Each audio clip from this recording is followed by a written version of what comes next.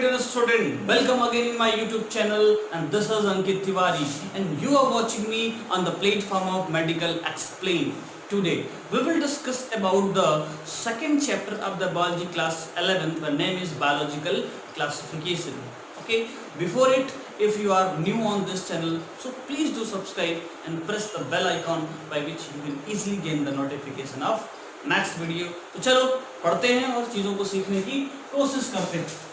मेरे प्यारे बच्चों, आज हम जो स्टडी करने वाले हैं यू बैक्टीरिया के बारे में स्टडी करने वाले हैं। इससे पहले हम लोगों ने आर्की बैक्टीरिया तक स्टडी कर चुका था।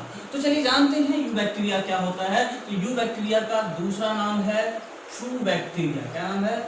True bacteria. ओके, तो ट्रू बैक्टीरिया इसको इसलिए कहते हैं क्योंकि थोड़ा ये एडवांस टाइप का होता है। इसके अंदर बैक्टीरियल कैरेक्टर सारे पाए जाते हैं।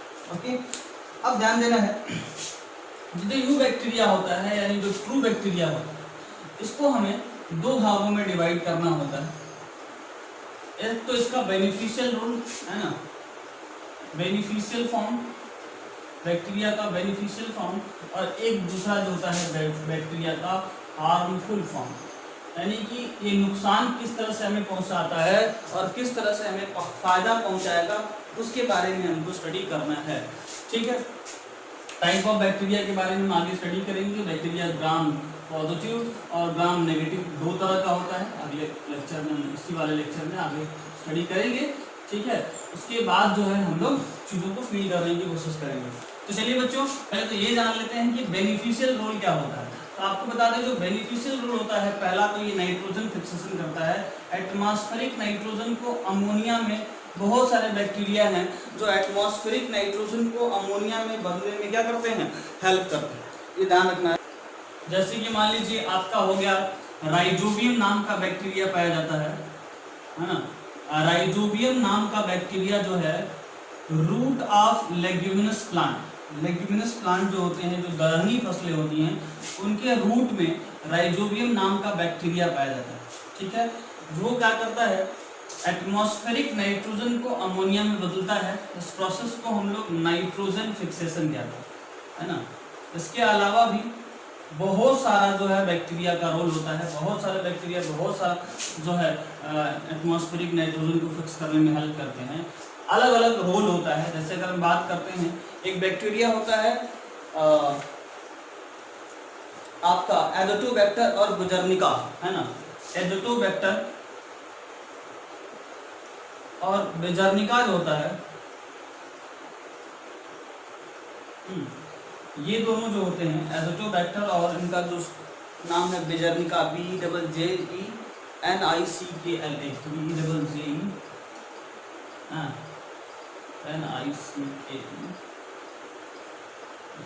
ठीक है। तो दिस इज एजोटोबैक्टर एंड बेजर्निका। जो एक बैक्टीरिया होता है, ये भी नाइट्रोजन फिक्सेशन में हेल्प करता है, और इनका जो बिहेवियर होता है ये एरोबिक बिहेवियर होता है। ये ऑक्सीजन के प्रेजेंस में जो है एटमॉस्फेरिक नाइट्रोजन को क्या करते हैं, फिक्सेशन करने में हेल्प करते हैं, यानी नाइट्रोजन को अमोनिया में बदलने में हेल्प करते हैं। बेटा बता दें, राइजोबियम बैक्टीरिया या किसी भी बैक्टीरिया के पास नाइट्रोजन को अमोनिया में बदलने के लिए एक एंजाइम पाया जाता है। उस एंजाइम का नाम है, बताइए, उस एंजाइम का नाम है नाइट्रोजिनेज एंजाइम। क्या नाम बच्चों?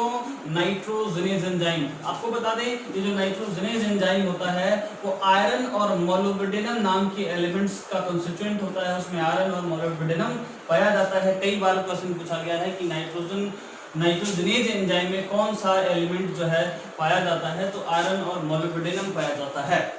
मेरे प्यारे बच्चों, मैंने कहा कि नाइट्रोजन को अमोनिया में बदलने के प्रोसेस को हम लोग नाइट्रोजन फिक्सेशन कहते हैं। उसमें राइजोबियम जो होता है वो सिम्बायोटिक रिलेशनशिप शो करके, सिम्बायोटिक मतलब साथ साथ रह करके, सिम्बायोटिक रिलेशनशिप शो करके किसके साथ, रूट नोड्यूल्स ऑफ दलहनी फसलें यानी कि पल्स हो गया, और साथ में जो है राइजोबियम, ये दोनों एक साथ सिम्बायोटिक एसोसिएशन शो करते हैं और एक साथ में सिम्बियोटिक एसोसिएशन शो करते हैं।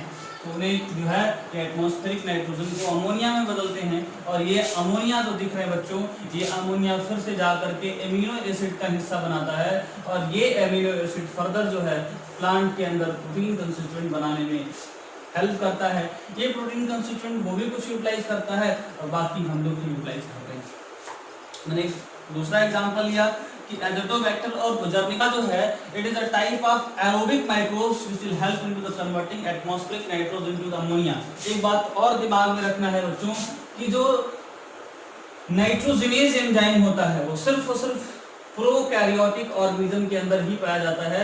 जितने भी प्रोकैरियोटिक यानी कि किंगडम मोनेरा के स्पीशीज जो हैं लगभग उन्हीं के अंदर हमें जो है नाइट्रोजनेज एंजाइम पाया जाने वाला है। बाकी और कहीं भी नाइट्रोजनेज एंजाइम हमको नहीं मिलता है। शंकर भगवान ने सिर्फ इन्हीं को वरदान दिया है कि जा तुझे नाइट्रोजनेज एंजाइम देते हैं, सिर्फ तुम ही जो है नाइट्रोजन को अमोनिया में बदल पाओगे।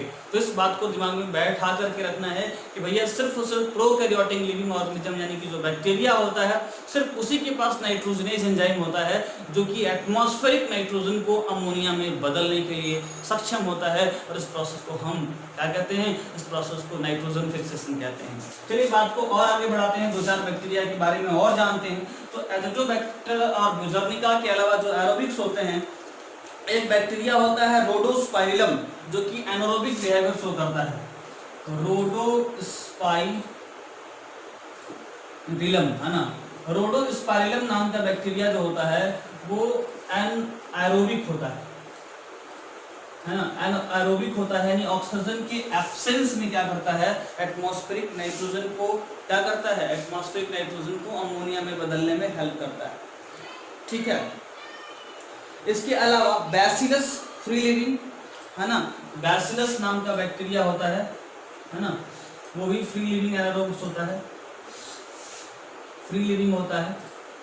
हाँ, इसके अलावा फ्री लिविंग एनारोब्स होता है। इसके अलावा जो आपने पढ़ा होगा साइनोबैक्टीरिया जैसे कि नॉस्टॉक और एनाबिना है ना, साइनोबैक्टीरिया जैसे कि नॉस्टॉक और एनाबिना, नॉस्टॉक और एनाबिना। साइनोबैक्टीरिया का नाम आपने सुना होगा और आप फिर से बता दे रहा हूँ कि इट इज अबाउट नॉस्टॉक और एनाबिना नाम का जो साइनोबैक्टीरिया होता है it is having property to change the atmospheric nitrogen into the ammonia, so it will also help in the what converting doing a nitrogen fixation process. ठीक है, तो ये आपको ध्यान में रखना है। ये कुछ बैक्टीरिया हैं जो एटमॉस्फेरिक नाइट्रोजन को अमोनिया में बदलने में हेल्प करते हैं। तो ये तो बैक्टीरिया का एक बेनिफिशियल रोल ये दिख गया मेरे को कि ये नाइट्रोजन फिक्सेशन करने में बड़ी हेल्प करते हैं। दूसरा, इनसे एंटीबायोटिक्स बनाई जा सकती है। क्या बनाया जा सकता है, इनसे एंटीबायोटिक्स बनाई जा सकती है। दुनिया में पहली एंटीबायोटिक्स जो बैक्टीरिया से बनाई गई उस एंटीबायोटिक्स का नाम है स्ट्रेप्टोमाइसिन। 1942 में फर्स्ट एंटीबायोटिक्स जो बैक्टीरिया से बनाई गई उसका नाम था streptomycin. Streptomycin is the first antibiotics which will be what made by bacteria, जो बैक्टीरिया से बनाया गया। ये आपके दिमाग में रहना चाहिए। ठीक है, बात को और आगे बढ़ाते हैं, चीजों को और फील करने की कोशिश करते हैं। तो मेरे प्यारे प्यारे छोटे छोटे बहादुर बच्चों, मैंने स्ट्रेप्टोमाइसिन से पूछा भाई तुम कैसे, उसने कहा बहुत बढ़िया। मैं कहा तुम्हारा खोज कब हुआ, कहा मेरा खोज सर 1942 में हुआ और मैं ऐसा पहला एंटीबायोटिक्स हूँ जो क्या, पहला एंटीबायोटिक्स हूँ जो कि क्या बैक्टीरिया से निकाला गया। दूसरा, अगर बैक्टीरिया का रोल पढ़ा जाए तो बैक्टीरिया जो है मिल्क को प्रोटीन में कन्वर्ट कर मिल्क को कार्ड में कन्वर्ट करने में हेल्प करता है बच्चों। और मिल्क को जो कार्ड में कन्वर्ट करने में हेल्प करता है उस बैक्टीरिया का नाम है लैक्टोबैसिलस। मेरे प्यारे प्यारे छोटे बच्चों, बात को और फील करते हैं। आपको बता दें मिल्क में जो शुगर पाई जाती है वो लैक्टोज शुगर पाई जाती है। मिल्क के अंदर जो शुगर पाई जाती है वो लैक्टोज शुगर पाई जाती है। और इसके अंदर जो प्रोटीन पाया जाता है उस प्रोटीन का नाम है कैसीन प्रोटीन। ये दिमाग में रखना है। ठीक है, तो मिल्क जो है, मिल्क में जो कैसीन प्रोटीन है वही जब लैक्टोबैसिलस उसको कैल्शियम पैरा कैल्सिनेट में कन्वर्ट कर देता है, कैल्शियम पैरा कैल्सिनेट में कन्वर्ट कर देता है, कैल्सिनेट में कन्वर्ट कर देता है बच्चों। और इसी से ये जो है एक क्या सेमी सॉलिड स्ट्रक्चर बना लेता है, जिसको हम कर्ड कहते हैं। आपको बता दें कर्ड की जो न्यूट्रिशनल क्वालिटी होती है मिल्क से बहुत ज़्यादा होती है। इसमें विटामिन B12 जिसका दूसरा नाम होता है साइनोकोबैलामीन, साइनोकोबैलामीन। मेरे प्यारे बच्चों, ये जो साइनोकोबैलामीन होता है it will help in to the maturation of RBC, RBC के मैच्योरेशन में हेल्प करता है। और दुर्भाग्यवश अगर हमारे बॉडी में विटामिन B12 की कमी हो गई तो हम जिस बीमारी से सफर करते हैं उसको बोलते हैं परनीसियस एनीमिया। क्या बोलते हैं? Pernicious anaemia. एनीमिया बहुत तरीके का होता है, जिसको हम लोग जब ह्यूमन जो है सर्कुलेटरी सिस्टम बढ़ेंगे तो उसके बारे में हम डिटेल में चर्चा करेंगे। पर अभी इतना पढ़ते हैं कि जो है लैक्टोबैसिलस नाम का बैक्टीरिया मिल्क को कर्ड में कन्वर्ट करने की हेल्प करता है, जिससे वो विटामिन सी यानी एस्कॉर्बिक एसिड और साथ में साइनोकोबैलामीन यानी विटामिन B12 की मात्रा बढ़ा देता है। मेरे प्यारे बच्चों, विटामिन B12 हमारे आरबीसी के मैच्योरेशन में हेल्प करता है। अगर इसकी कमी हो जाती है तो हम जिस बीमारी से सफर करते हैं उस बीमारी का नाम क्या होता है? उस बीमारी का नाम होता है परनीसियस एनीमिया। उस बीमारी का नाम क्या होता है? Pernicious anaemia. बात को आगे बढ़ाते हैं और चीजों को और क्लियर करने की कोशिश करते हैं। तो और जो है बैक्टीरिया का हमारे प्रैक्टिकल लाइफ में बेनिफिशियल रोल है कि ये करता क्या है? ये चीज बनाने में हेल्प करता है। क्या बनाने में हेल्प करता है? चीज, यानी मिल्क से जो है मिल्क से चीज बन सकता है, ठीक है। और मिल्क से चीज में बदलने के लिए जो बैक्टीरिया यहाँ यूज होता है उसका नाम है प्रोपेनोबैक्टीरियम सेरेमनाई, है ना। Propionobacterium ceremonii is a bacteria which will help into the converting milk into cheese. आपको ये भी ध्यान रखना है। तो all these are the beneficial role of bacteria in your practical life. अब आता है harmful effect। तो भाई बैक्टीरिया हार्म कैसे पहुंचाएगा? आप एक बात बताओ, आप बीमार हो जाते हो तो डांस तो करते नहीं, यार क्या मजा आ गया हम बीमार हो गए, है ना, ऐसा तो करते नहीं हो। यानी कि बैक्टीरिया जो बीमारी काज करता है, जितने भी बैक्टीरियल डिजीज हैं वो कहीं ना कहीं क्या है? This are the harmful effect of bacteria. यानी हमारे शरीर में जितने भी बीमारियां होती हैं बैक्टीरिया से, वो सब बैक्टीरिया का हार्मफुल इफेक्ट हो। तो चलिए एक एक करके सभी बैक्टीरियल डिजीज के बारे में सीखते हैं और जानते हैं कि कौन सा बैक्टीरिया कौन सा बीमारी काज करता है। तो आपको बता दें बच्चों, आपका सबसे कॉमन बैक्टीरिया है जो आपको बीमारी पहुंचाता है, उसका नाम है ट्यूबरकुलोसिस। ट्यूबरकुलोसिस एक जो है लंग्स की बीमारी है, और भी बहुत जगह होती है लेकिन कॉमनली जो है लंग्स में होती है। एक बात ध्यान रखना है, ट्यूबरकुलोसिस बहुत सारे जो है बोन टीबी भी होता है, ऐसा नहीं है, पर ये समझना है कि ट्यूबरकुलोसिस कॉमनली जो है लंग्स में होता है और लंग्स में इन्फेक्ट कर देता है। ये उस बैक्टीरिया का नाम होता है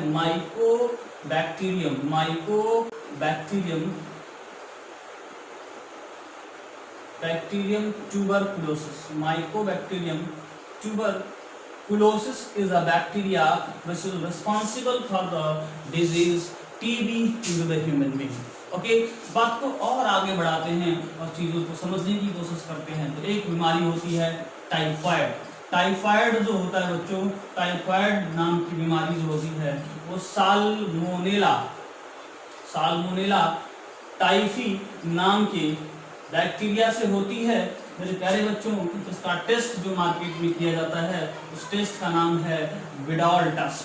कौन सा टेस्ट किया जाता है? विडॉल टेस्ट किया जाता है। और बैक्टीरियल डिजीज के बारे में आप बताइए, जैसे हो गया मान लीजिए कॉलरा हो गया, हाँ,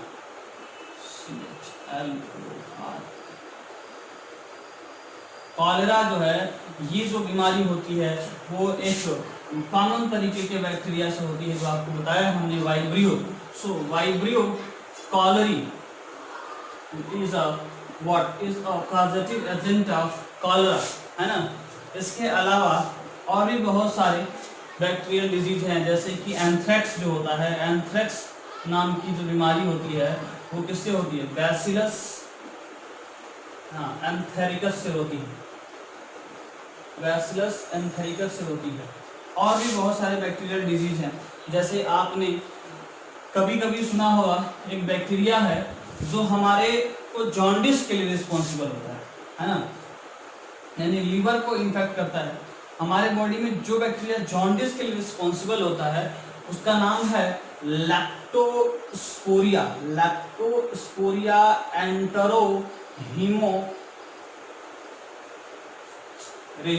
यानी लैक्टोस्पोरिया एंटेरोहीमोरेजी is a bacteria which is responsible for what, which is responsible for jaundice in our body। हमारे बॉडी में जॉन्डिस के लिए बैक्टीरिया रिस्पॉन्सिबल है। इसके अलावा हमारे बॉडी में टेटनस नाम की जो बीमारी होती है, बहुत कॉमन बीमारी, बहुत खतरनाक बीमारी है ना। टेटनस भी क्या होता है, माइकोबैक्टीरियम टिटेनी से होता है, माइकोबैक्टीरियम टिटेनी से होता है। These are the some example of the harmful effect of bacteria in your body। तो ये बैक्टीरिया का कुछ हार्मफुल रोल आपके बॉडी में रहा और कुछ यूजफुल रोल आपके बारे में हमने बताया। चलो मेरे प्यारे बच्चों, अब हम स्टडी करेंगे कुछ साइनोबैक्टीरिया के बारे में, यानी ब्लू ग्रीन एल्गी यानी कि साइनोबैक्टीरिया के बारे में थोड़ी बहुत जानकारी लेने की कोशिश करेंगे। ठीक है, तो चलिए इसको मिटाते हैं, इसको लिख लीजिएगा। अब जो साइनोबैक्टीरिया होता है उसका दूसरा नाम होता है ब्लू ग्रीन एल्गी। साइनोबैक्टीरिया का जो दूसरा नाम होता है वो क्या होता है, ब्लू ग्रीन एल्गी। यानी साइनोबैक्टीरिया को हम क्या बोलते हैं, साइनोबैक्टीरिया को हम लोग BGA यानी कि ब्लू ग्रीन एल्गी बोलते हैं। साइनोबैक्टीरिया को हम लोग क्या, साइनोबैक्टीरिया को ब्लू ग्रीन एल्गी बोलते हैं। ठीक है बच्चों, अब देखिए साइनोबैक्टीरिया की जो पहली खासियत होती है कि ये कहीं न कहीं एटमॉस्फेरिक नाइट्रोजन को अमोनिया में बदलने में हेल्प करता है। एक खासियत ये हो गई। दूसरा, ये फोटोसिंथेसिस करता है ना। फोटोसिंथेसिस करने के चलते ये क्या करता है, ये ऑक्सीजन रिलीज करता है और उसके अंदर फोटोपिगमेंट वही होते हैं जो हायर प्लांट के अंदर पाए जाते हैं। तो बड़ी अच्छी बात है, साइनोबैक्टीरिया के बारे में ये जानकारी मिली मेरे को। उसके अलावा साइनोबैक्टीरिया जो नाइट्रोजन को अमोनिया में फिक्स करता है, जिस स्ट्रक्चर में ये नाइट्रोजन फिक्स यानी कि नाइट्रोजन पिगमेंट को अपने अंदर रखता है, उस स्ट्रक्चर को बोलते हैं हेट्रोसाइट। हेट्रोसाइट नाम का एक स्ट्रक्चर है जिसमें वो क्या करता है, नाइट्रोजन फिक्सेशन के प्रोसेस को अंजाम देने में हेल्प करता है। ठीक है, ओके। इसके अलावा ये जिस कॉलोनी में रहता है उस कॉलोनी जो कॉलोनी होती है वो जिलेटिनस सीड से, है ना, जिलेटिनस शीट से क्या होती है, कवर होती है। इसके अलावा इसका बहुत सारा सिम्बायोटिक एसोसिएशन भी होता है, जैसे साइकस के अंदर पाई जाती है ना। साइकस के अंदर इसका एसोसिएशन पाया जाता है। साइकस के अंदर पाई जाती है एनाबेना साइकेट्स, एनाबेना साइकेट्स जो है साइकेट्स के अंदर पाई जाती है ना। इसके अलावा भी इसका रोल होता है, जैसे ये जो है एजोला नाम के एक फर्म में पाई जाती है ना। एजोला नाम के एक फर्म में पाई जाती है और जो कि धान के खेतों में बड़ा कॉमन पाई जाती है। उस फर्म का नाम है, उस जो है साइनोबैक्टीरिया का नाम है anabaena एजोली। These are the some beneficial role of the what blue green algae। यानी वो साइकस के साथ पाए जाते हैं, वो एजोला के साथ भी पाए जाते हैं। एनाबेना एजोली एक क्या है, फर्म है जिसके अंदर जो है, जिसके लीफ के अंदर ये पाया जाता है और ये लीफ धान के खेतों में बड़ा कॉमन होती है। ठीक है, समझ आ रहा है। इसके अलावा जो है बच्चों, एक जो होती है बैक्टीरिया होता है ट्राइकोडेस्मियम इरिथ्रम, ट्राइकोडेस्मियम इरिथ्रम, है ना। ट्राइकोडेस्मियम इरिथ्रम नाम का जो बैक्टीरिया होता है वो रेड सी काज करने के लिए रिस्पॉन्सिबल होता है, रेड सी काज करने के लिए रिस्पॉन्सिबल होता है। तो this is something about what cyanobacteria. अब थोड़ा बहुत आगे बढ़ते हैं, और भी बहुत सारी चीज़ें हैं जिनके बारे में हमें समझना ज़रूरी है। तो बैक्टीरिया के बारे में थोड़ी बहुत बातें और हम करेंगे। जैसे बैक्टीरिया के टाइप्स की बात करें बच्चों, तो बैक्टीरिया दो तरह का होता है, ग्राम पॉजिटिव बैक्टीरिया और ग्राम नेगेटिव बैक्टीरिया। तो कॉपी में लिखिएगा difference between gram positive bacteria and gram negative bacteria, है ना। देखो बच्चों, जो ग्राम नेगेटिव बैक्टीरिया होता है थोड़ा खतरनाक टाइप का होता है और ये थोड़ा कम खतरनाक होता है। वजह ये है इसके अंदर सिर्फ ये जो है यूनी लेयर है कि जिसका सेल वॉल होता है एक लेयर का बना होता है, जबकि इसका जो सेल वॉल होता है वो 2 लेयर का बना होता है, लॉन्गिट्यूडनल और ट्रांसवर्स दोनों पाया जाता है। ठीक है, इसके ऊपर जो एंटीबायोटिक्स होती है ना, वो मोर सेंसिटिव होती है ना, और यहाँ क्या होती है लेस सेंसिटिव होती है। ये ज़्यादा खतरनाक होता है, लेस टॉक्सिक होता है ये, और वो वाला क्या होता है यानी ग्राम नेगेटिव बैक्टीरिया जो होता है वो मोर टॉक्सिक होता है। ठीक है, अब सेल वॉल के रिप्रेजेंटेशन की बारे में बात करें, एक चीज़ और जान लेते हैं, इसके अंदर थिकोइक एसिड पाई जाती है और उसके अंदर थिकोइक एसिड नहीं पाई जाती है, एब्सेंट होती है। उसके बाद सेल वॉल के कंपोजिशन की बात करें तो जो इनका सेल वॉल का कंपोजिशन होता है वो लाइपोपॉलीसैकेराइड का बना होता है। ठीक है, किसका बना होता है लाइपोपॉली, इसके अलावा लाइपोपॉलीसैकेराइड के अलावा जो है वो पेप्टिडोग्लाइकेन्स का बना होता है। तो आपको बता दें जो इसकी दीवार होती है वो 2 चीज़ों से मिलकर बनी है, अंदर वाला होता है पेप्टिडोग्लाइकेन्स का, है ना, और बाहर वाला जो होता है वो होता है लाइपोपॉली। एक बार चेक कर लेते हैं, peptidoglycans the outer thick layer and thin layer, inner thin layer caused by the peptidoglycans and outer thick layer is lipopoly। हाँ, इनर थिन लेयर जो है वो पेप्टाइडोग्लाइकेन्स का बना होता है और आउटर जो बना होता है वो लाइपोपॉलीसैकेराइड का बना होता है। ठीक है, बहुत अच्छा। तो this is the difference between this is the peptidoglycans and lipopolysaccharide. इसके अंदर भी पाया जाता है पेप्टिडोग्लाइकेन, है ना, पेप्टिडो जो है ग्लाइकेन इसके अंदर भी पाया जाता है, पेप्टिडोग्लाइकेन्स जो है इनके अंदर भी पाया जाता है, और पेप्टाइडोग्लाइकेन्स जो होता है उसका ये इनका सेल वॉल बना होता है। तो ये थोड़ा ग्राम पॉजिटिव और ग्राम नेगेटिव बैक्टीरिया में थोड़ा बहुत डिफरेंस रहा, इसको आपको दिमाग में रखना है। इसके अलावा भी बहुत सारा बैक्टीरिया के बारे में जानकारी है जिन्हें हमें जानना ज़रूरी है। जैसे बैक्टीरिया के अंदर एक एक्स्ट्रा क्रोमोसोमल डीएनए पाया जाता है।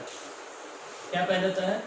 एक्स्ट्रा क्रोमोसोमल डीएनए पाया जाता है जिसके अंदर सेल्फ रेप्लिकेशन प्रॉपर्टी पाई जाती है, उसका नाम है प्लाज्मिड। कई बार पूछा गया है व्हाट इज प्लाज्मिड, तो plasmid is a extra chromosomal DNA, है ना, extra chromosomal DNA which is having property to self replication. Self replication property होने के चलते इसको बायोटेक्नोलॉजी में, कहा बायोटेक्नोलॉजी में, समझ में आ रहा है, सेल्फ रेप्लिकेशन के चलते इनको बायोटेक्नोलॉजी में और जेनेटिक इंजीनियरिंग में, इसमें जेनेटिक इंजीनियरिंग में इनका जो है बहुत कॉमनली यूज किया जाता है। तो इस चीज को दिमाग में बैठा के रखना है कि जो प्लाज्मिड होता है it is a type of extra chromosomal DNA which is having property of self replication, खुद से रेप्लिकेट हो सकता है, और इसका रोल बायोटेक्नोलॉजी और जेनेटिक इंजीनियरिंग में बड़ी कॉमनली किया जाता है। बात को और बढ़ाते हैं 150 ग्राम और चीज़ों को समझने की कोशिश करती हैं। तो जैसे टीआई नाम का प्लाज्मिड, है ना, टीआई प्लाज्मिड पाया जाता है, हाँ, प्लाज्मिड पाया जाता है एग्रोबैक्टीरियम ट्यूबिफिकेंस में,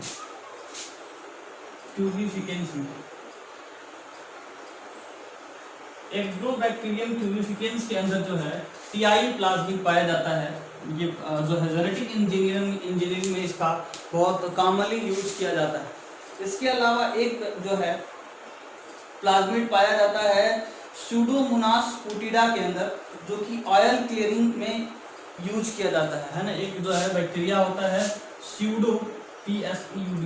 स्यूडोमोनास पोटिडा, है ना, स्यूडोमोनास पोटिडा नाम का जो बैक्टीरिया होता है वो जो समुद्र में जब तेल जो है फैल जाता है तो उस बैक्टीरिया का बड़ा कॉमन रोल होता है। ये बैक्टीरिया क्या करता है कि ऑयल को डिग्रेडेट करता है, उसको बोलते हैं ऑयल क्लियरिंग बैक्टीरिया, है ना, ऑयल क्लियरिंग, ऑयल को साफ करने में सहायक होता है। एक और भी कॉमन स्ट्रक्चर पाया जाता है मीजोजोम्स, इनकी जो इनर प्लाज्मा मेम्ब्रेन है उनकी इनफोल्डिंग को, है ना, मीजोजोम्स कहते हैं। बड़ा ही कायदे का स्ट्रक्चर इनके अंदर पाया जाता है। ये बता दें कि लगभग इनके अंदर रेस्पिरेशन, इनके अंदर रिप्रोडक्शन, मेटाबॉलिक एक्टिविटी, सारी चीज़ों के लिए यही जो है रिस्पॉन्सिबल होता है, जिसके बारे में हमको एक चैप्टर है सेल स्ट्रक्चर डिटेल में स्टडी करना है। पर इतना जानिए कि इनके अंदर जो जो प्लाज्मा मेम्बर की इनर प्लाज्मा मेम्ब्रेन है उसकी इनफोल्डिंग को मीजोजोम्स कहते हैं। ये अगर आपके दिमाग में रहता है तो आपका जीवन धन्य हो जाएगा और हमारा भी हो जाएगा, आपको समझ में आ जाएगा।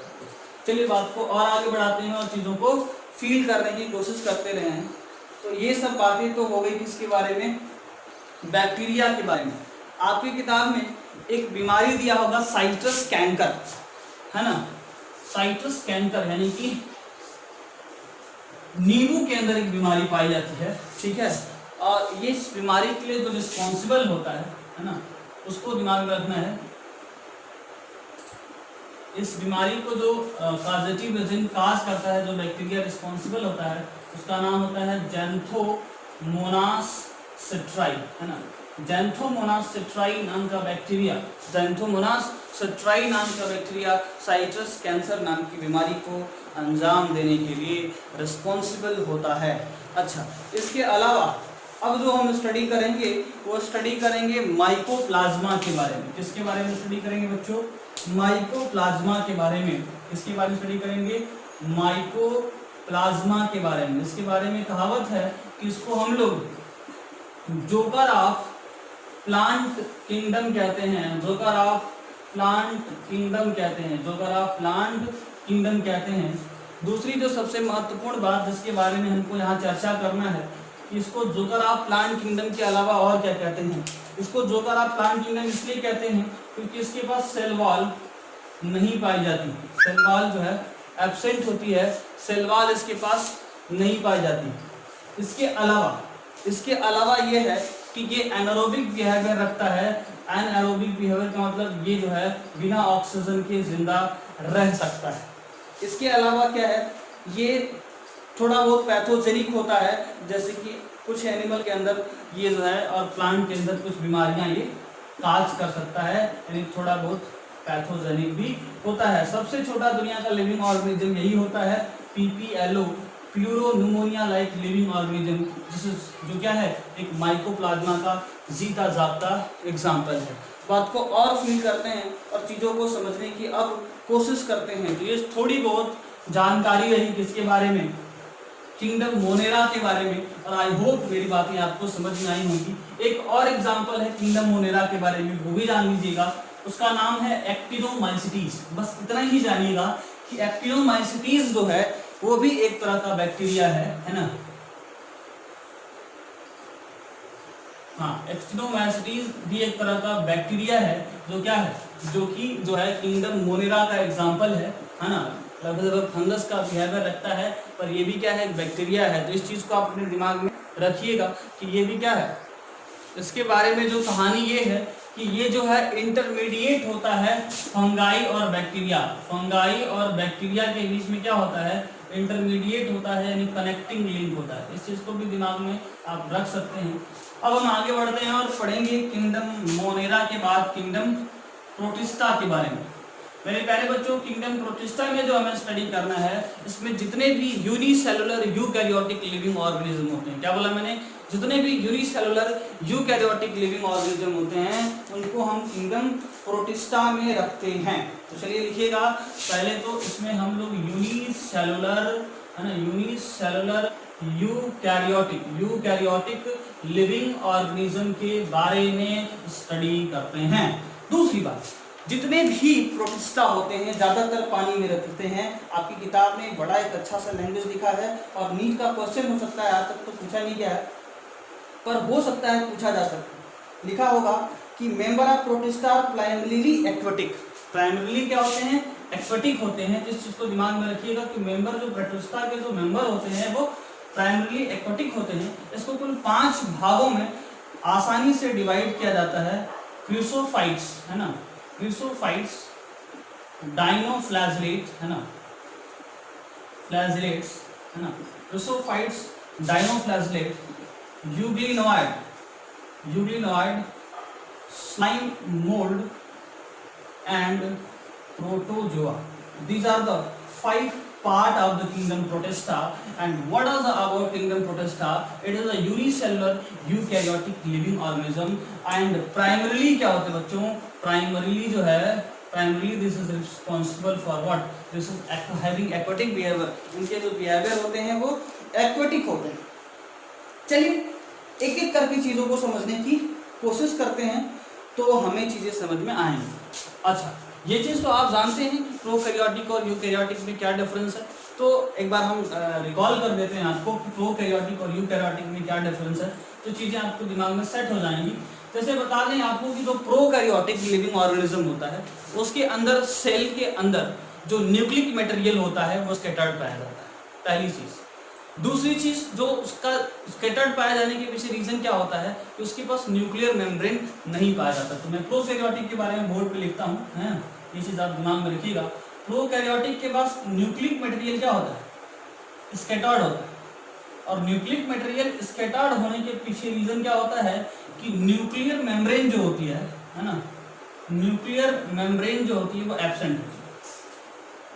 ठीक, अब यूकैरियोटिक में प्रेजेंट होगी।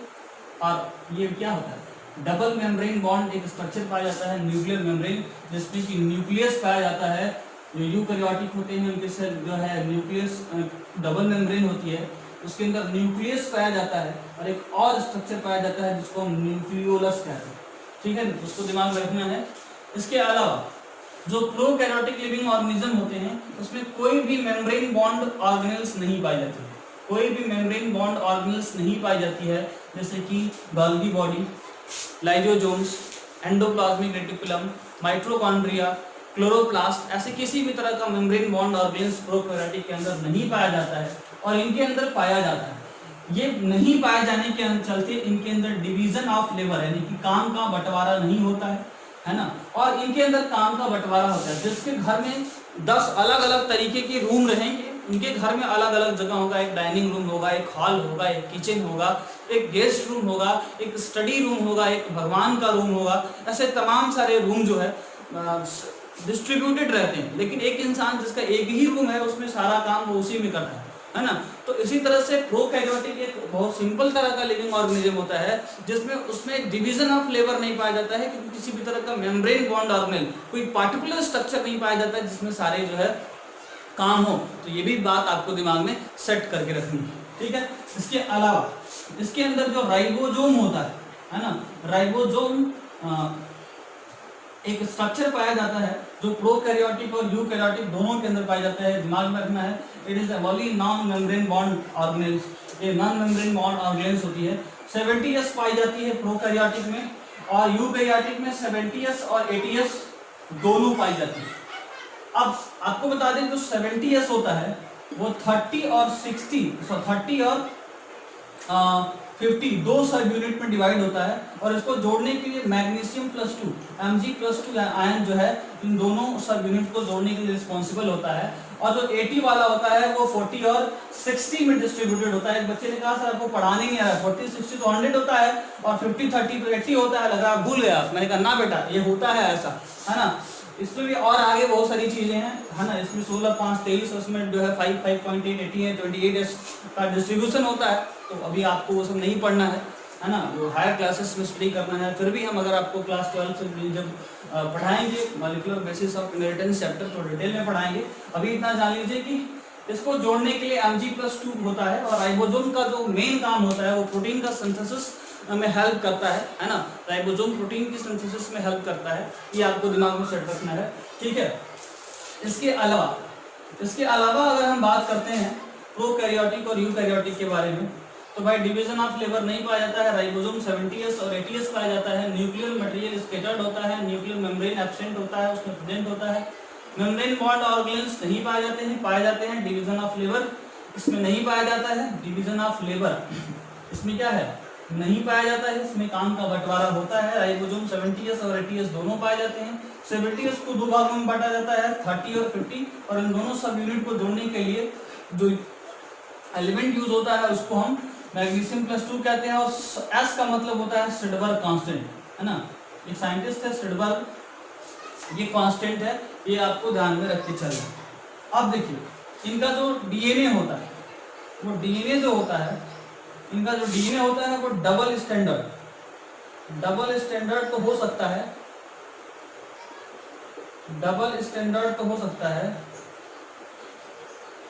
पर डबल स्टैंडर्ड के साथ ये सर्कुलर होता है।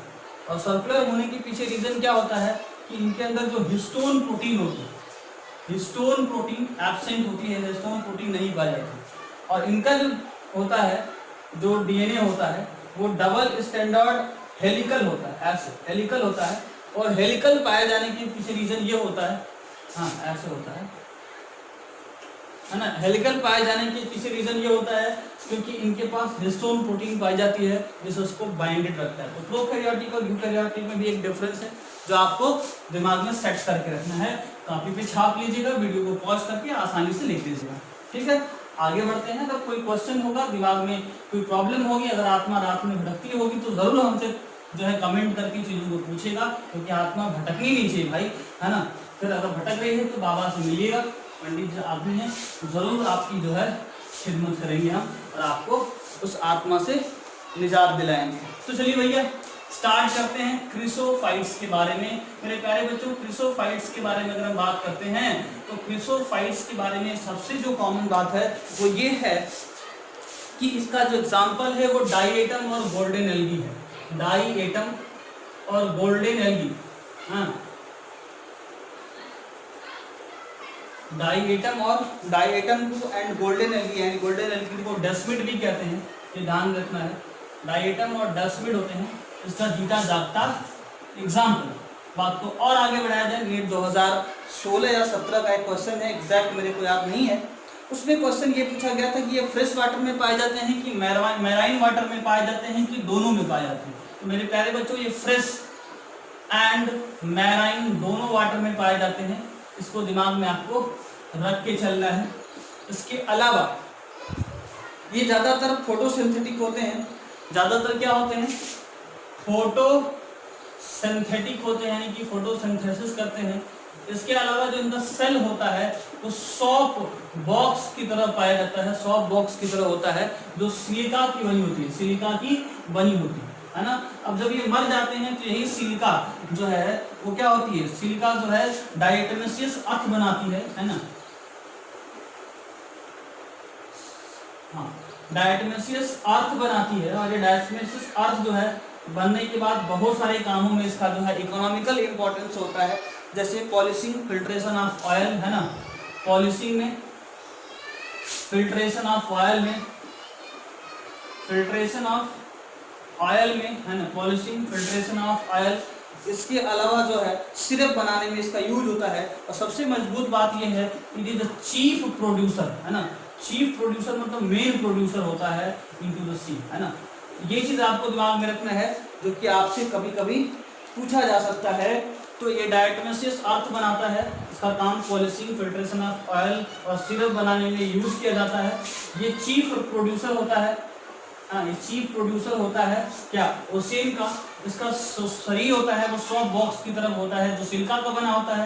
ये फोटोसिंथेसिस कर सकता है, यानी कि जो ऑटोट्रॉपिक मोड ऑफ न्यूट्रिशन रखता है। ये फ्रेश और मैराइन दोनों वाटर में रह सकता है। इसका एग्जाम्पल डाईएटम और गोल्डन एल्गी डेस्मिड होता है। तो मेरे प्यारे प्यारे बच्चों, आज के लिए बस इतना ही। फिर मिलते हैं एक नई शुरुआत, नई दिशा और नए जोशो जुनून के साथ अगले वीडियो में। तब तक के लिए टाटा, बाय बाय, प्रणाम, नमस्कार।